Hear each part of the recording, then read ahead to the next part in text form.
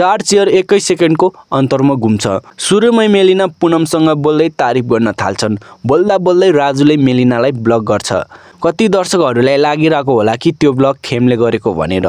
मलाई नि सुरुमा त त्यस्तै लागेको थियो, किनकि ब्लक गर्ने अधिकार अब खेम र मेलिनाको मात्र थियो। राजु र प्रमोदले पहिल्यै ब्लक युज गरिसकेको थियो। मेलिना ब्लक भएपछि पक्कै खेमले नै ब्लक गरेको भन्ने लागेको थियो, तर राम्रोसँग हेर्दा देखिन्छ कि त्यो ब्लक खेमले होइन राजुले गरेको भनेर। सुने मतलब यो जनरबाट चाहिँ